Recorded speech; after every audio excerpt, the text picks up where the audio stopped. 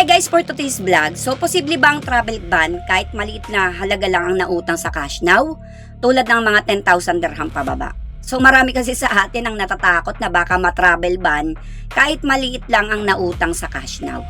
Pero base sa mismong batas ng UAE, ang Federal Decree Law No. 42 of 2022 tungkol sa Civil Procedures Law nila dito, malinaw na nakasaad na dapat umabot sa 10,000 dirham pataas ang utang bago pa man maisakatuparan ang travel ban sa ilalim ng civil case. So, hindi kasama ang mga utang na may kaugnayan sa maintenance o alimony, wage-related obligations, behavioral obligations.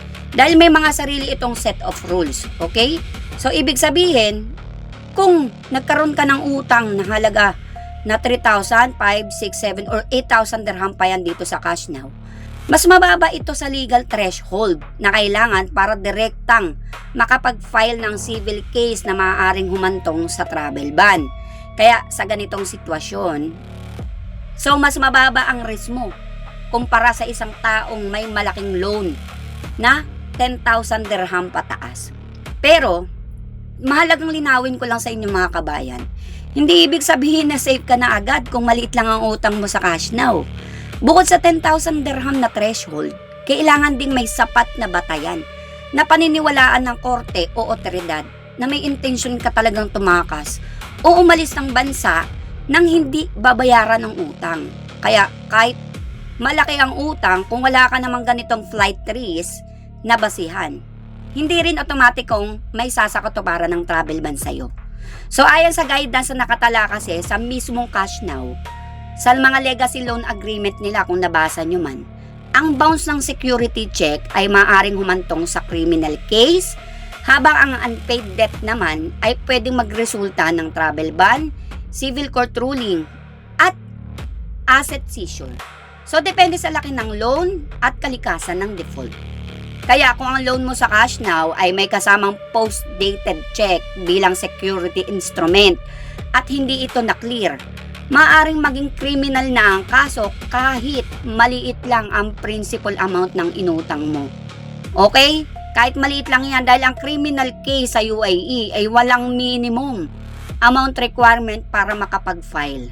So, isa pang dapat isalang-alang mga kabayan, base kasi sa mismong naidokumentong karanasan ng isang borrower sa cash now na halagang 8,000 dirham. So, mas mababa diba ito sa threshold na 10,000. Kahit pala maliit ang halaga, kung hindi mo pa rin nasettle ang utang at aalis ka ng bansa nang walang inayos na repayment arrangement, maaari pa rin mag-initiate ang cash now ng criminal complaint o civil claim habang wala ka sa bansa na maaaring humantong sa travel ban o arrest warrant kapag muli kang pumasok sa UAE sa hinaharap. Kasi meron yan nangutang, hindi na raw babalik sa UAE, okay, hindi babalik. Ngayon pumunta sa ibang bansa, nag-cross country. Ang nangyari, nag-stop over sa UAE. So possible pa rin na ma-hold ka.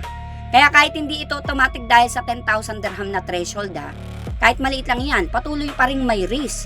Kung tuluyan mong iiwasan o babaliwalain ang utang mo sa kanila. Sa madaling salita, kung ang utang mo sa cash now ay purely civil, walang bounce check, at below 10,000 dirham, mababa ang risk na matravel ban ka dahil dito. Pero hindi 100% guarantee, okay?